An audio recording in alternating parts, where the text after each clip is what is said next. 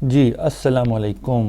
अच्छा जी, इस वीडियो में आपके साथ डिस्कस करूंगा एक बहुत अच्छा स्टॉक जो कि फंडामेंटली बहुत स्ट्रॉन्ग है और लॉन्ग टर्म के लिए एक अच्छी इन्वेस्टमेंट अपॉर्चुनिटी है। डिटेल में हम डिस्कशन करेंगे।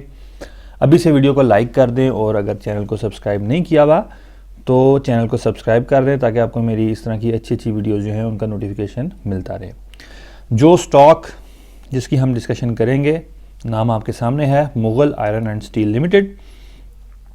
3 एरियाज़ को हम कवर करेंगे। सबसे पहले हम इस कंपनी की जो प्रोफाइल है उसको हम देखेंगे, उसके बाद हम करेंगे फाइनेंशियल एनालिसिस और इन द एंड हम देखेंगे कि इस वक्त इस स्टॉक की इंट्रिंसिक वैल्यू क्या है, क्या ये अंडर वैल्यूड है या ओवर वैल्यूड है। अगर अंडर वैल्यूड है तो कितने अमाउंट से ये अंडर वैल्यूड है। तो हम अपनी डिस्कशन का आगाज़ करते हैं। सबसे पहले हम इस कंपनी की ज़रा प्रोफाइल को देख लेते हैं। नाम है मुगल आयरन स्टील्स लिमिटेड। अब हम आते हैं नेचर ऑफ बिज़नेस की, यानी कि ये जो कंपनी है बेसिकली इसका जो बिज़नेस है वो है क्या है। ये हमारे लिए बड़ा ज़रूरी होता है जब आप किसी स्टॉक को में इन्वेस्ट कर रहे हैं तो हमें पता होना चाहिए उसका नेचर ऑफ बिज़नेस क्या है, वो करती क्या है, जो चीज़ वो बनाती है उसके लिए रॉ मटेरियल्स कौन कौन से होते हैं, क्योंकि ये हमारे लिए समझना ज़रूरी होता है एज ए इन्वेस्टर। क्यों ज़रूरी होता है? इसलिए कि हमें पता होना चाहिए कि ये कौन कौन से रॉ मटेरियल को यूज़ करती है, फाइनल प्रोडक्ट क्या है। रॉ मटेरियल की अगर प्राइस बढ़ती है तो ऑब्वियसली आपका प्रॉफिट मार्जिन कम होगा, जो फाइनल प्रोडक्ट है उसकी डिमांड कम होगी तो ऑब्वियसली ओवरऑल जो सेल है वो कम होगी। तो इस तरह की चीज़ों का हमें इल्म होना चाहिए। तो ये जो कंपनी है, वैसे तो नाम से पता लग रहा है लेकिन फिर भी ये बेसिकली जो माइल्ड स्टील प्रोडक्ट्स हैं उनकी मैन्युफैक्चरिंग और जो सेल है वो करती है। जो माइल्ड स्टील है वो बेसिकली वो स्टील होता है जिसमें कार्बन जो है वो थोड़ा सा होता है। बस इससे ज़्यादा डिटेल में हमें जाने की ज़रूरत नहीं है क्योंकि अब इतनी केमिस्ट्री तो ना मुझे आती है ना आपको आती है, लेकिन हमें अंडरस्टैंडिंग जो है वो होनी चाहिए। जो इनकी मेन प्रोडक्ट्स हैं वो 4 हैं। एक तो स्टील रिबार्स हैं, एक गार्डर्स है, एक बिलेट्स और चौथा है कॉपर इंगोट्स। ये 4 इनकी मेन प्रोडक्ट्स हैं। ज़रा हम इन प्रोडक्ट्स की ज़रा शक्ल भी देख लेते हैं ताकि हमें समझ तो लग जाए। अब ये स्टील रीबार्स की पिक्चर आपके सामने आई है तो आपने हर जगह पे देखा होगा, जब भी घर बनते हैं, कहीं भी कंस्ट्रक्शन होती है तो ये लेंटर देने के लिए ये लाजमी ये रीबार्स जो है वो इस्तेमाल होती हैं। इसके अलावा अगर हम गार्डर की बात करें तो ये गार्डर है आपके सामने, ये सपोर्ट देने के लिए इस्तेमाल होता है छत पे। ये आपने भी कई जगहों पे इस तरह की स्टील के गार्डर्स जो हैं वो देखे होंगे। इसके बाद जो बिलेट्स हैं वो इस शेप के होते हैं, इस तरह की शक्ल के होते हैं। और अगर हम इन द एंड अगर कॉपर इंगट्स की बात करें तो बेसिकली ये ईंटें होती हैं, कॉपर की जो ईंटें होती हैं उनको कहते हैं कॉपर इंगट्स। जिस तरह सोने की ईंटें नहीं होती इस तरह ये कॉपर की जो ईंटें होती हैं उनको कहते हैं कॉपर इंगट्स।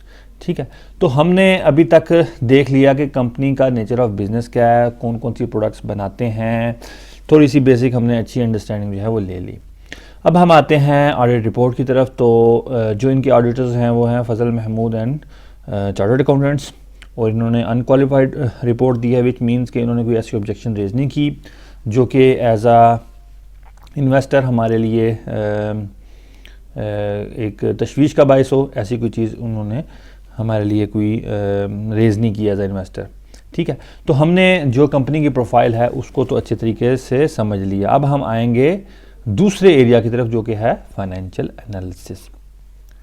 अच्छा, अगर हम फाइनेंशियल एनालिसिस की बात करें तो सबसे पहले अगर हम ईपीएस की बात करें तो कंपनी एक अच्छी अर्निंग कर रही है। पिछले 7-8 साल में इसने अच्छी खासी जो है ग्रोथ दिखाई है। अर्निंग में इसकी तकरीबन 7% के करीब इसकी एनुअल बेसिस पे ऑन एवरेज ग्रोथ है।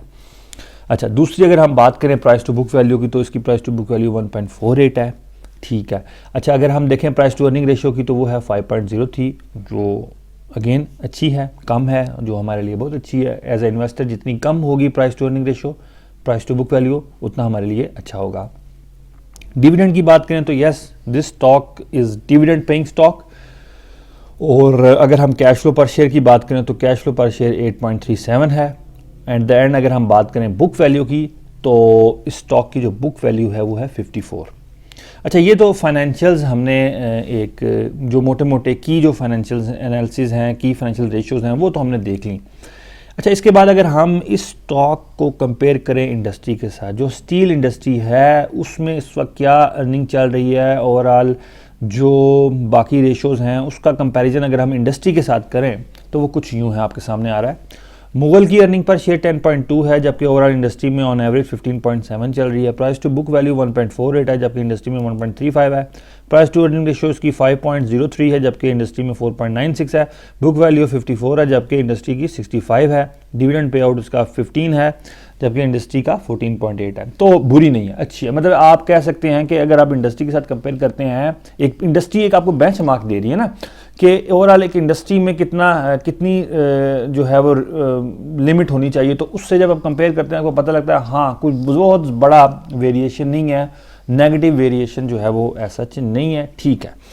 तो हमने क्या किया हमने अभी तक जो कंपनी की प्रोफाइल है, कंपनी के जो फाइनेंशियल एनालिसिस है वो हमने कर लिया। अब हम आएंगे अपने लास्ट जो हमारा टॉपिक है वो है इंट्रिंसिक वैल्यू और हमारी इन्वेस्टमेंट स्ट्रेटजी, उसको देखना। लेकिन उससे पहले मेरी एक अनाउंसमेंट है वो सुन लें, आकर फिर हम अपनी डिस्कशन को कंटिन्यू करते हैं। अगर आपको स्टॉक मार्केट में लॉस हो रहा है जिसकी वजह से आप परेशान हैं, या अगर आप इस वजह से परेशान हैं कि आपको नहीं पता कि स्टॉक मार्केट में किस जगह पे स्टॉक को बाय करना होता है और किस जगह पे सेल करना होता है, तो अब आपको परेशान होने की ज़रूरत नहीं, क्योंकि मैं अब शुरू कर रहा हूँ एक प्रोफेशनल स्टॉक मार्केट कोर्स, जिसमें मैं आपको सिखाऊंगा एक कंप्लीट टेक्निकल एनालिसिस। आपको बताऊंगा कि टेक्निकल एनालिसिस से कैसे स्टॉक को बाय करते हैं और कैसे सेल करते हैं। फिर मैं आपको सिखाऊंगा कंप्लीट फंडामेंटल एनालिसिस, जिसमें आपको ये बताऊंगा कि कैसे स्टॉक को एनालाइज करते हैं और स्टॉक को बाय किया जाता है। और इसमें मैं आपको ये भी सिखाऊंगा कि कैसे एक अंडर वैल्यूड स्टॉक को आइडेंटिफाई किया जाता है। और इन द एंड मैं आपको बताऊंगा अपनी ट्रेडिंग स्ट्रेटजी कि मैं कैसे स्टॉक को एनालाइज करता हूं और कैसे स्टॉक को बाय करता हूं। इस स्टॉक मार्केट कोर्स की फ़ीस है सिर्फ 4000 रुपये, और अगर आप इस स्टॉक मार्केट कोर्स को ज्वाइन करना चाहते हैं तो आपकी स्क्रीन पे जो व्हाट्सएप नंबर आ रहा है, इस व्हाट्सएप नंबर पर टेक्स्ट करें और स्टॉक मार्केट कोर्स को ज्वाइन कर लें। तो चलें अब वापस वीडियो की तरफ चलते हैं। अच्छा जी, अब हम आते हैं अपने लास्ट टॉपिक की तरफ, जो कि है इंट्रिंसिक वैल्यू का। अच्छा, ये जो स्टॉक है इसकी अगर हम इंट्रिंसिक वैल्यू निकालें थ्रू डिविडेंड वैल्यूएशन मेथड, तो वो तकरीबन निकलेगी 120 रुपये। इस वक्त जब मैं ये वीडियो बना रहा हूँ तो इस स्टॉक की जो इस वक्त प्राइस है वो तकरीबन 101 रुपये है, यानी कि ये स्टॉक तकरीबन 20 रुपये से अंडर वैल्यूड है। फंडामेंटली स्ट्रॉन्ग है, अंडर वैल्यूड है, बहुत ज़्यादा अंडर वैल्यूड नहीं है लेकिन अंडर वैल्यूड है। जो कि अच्छी चीज़ जो इसमें एक है वो ये है कि अगर आप लेटेस्ट क्वार्टर की अर्निंग देखें, इसका जो अभी जो फाइनेंशियल ईयर चल रहा है, इसमें जो इसका फर्स्ट क्वार्टर है इसमें बहुत अच्छे इसने रिजल्ट दिखाए हैं, जो कि इस चीज़ की निशानी है कि ये फ्यूचर में मज़ीद इसकी अर्निंग में बेपनाह जो है वो इजाफा आपको दिखाई दे सकता है। अच्छा, इस स्टॉक में यानी जो स्टील का स्टॉक है, इसमें एक चीज़ जिसकी आपने नज़र रखनी है जब आप इन्वेस्ट करेंगे इसमें, तो आपने जो स्टील की ओवरऑल न्यूज़ है ना इंटरनेशनली, उसको फॉलो करना है। कैसे कि फॉर एग्जांपल कुछ साल पहले चाइना जो था वो स्टील को डंप कर रहा था इंटरनेशनल मार्केट में, जिसकी वजह से स्टील की प्राइसेस जो हैं वो लो थी, और इसीलिए हमारे जो स्टील सेक्टर में जो कंपनीज थी वो या तो उनकी अर्निंग में बहुत कमी आ गई थी या फिर वो लॉस में थी। तो इस तरह की जो न्यूज़ है ना ओवरऑल इंटरनेशनली, आपने स्टील की जो न्यूज़ है उसको फॉलो करना है कि ओवरऑल स्टील की कोई ऐसी डंपिंग तो नहीं हो रही, कोई स्टील की डिमांड में कमी तो नहीं आ रही। उस हिसाब से आपने अपनी इन्वेस्टमेंट स्ट्रेटजी को फिर एडजस्ट करना है। तो ये एक अच्छा एक स्टॉक है लॉन्ग टर्म इन्वेस्टमेंट के पॉइंट ऑफ व्यू से, जिसका एनालिसिस मैंने आपके सामने किया। अगली वीडियो तक के लिए मेरी तरफ से खुदा हाफिज़, फ़ी अमानिल्लाह।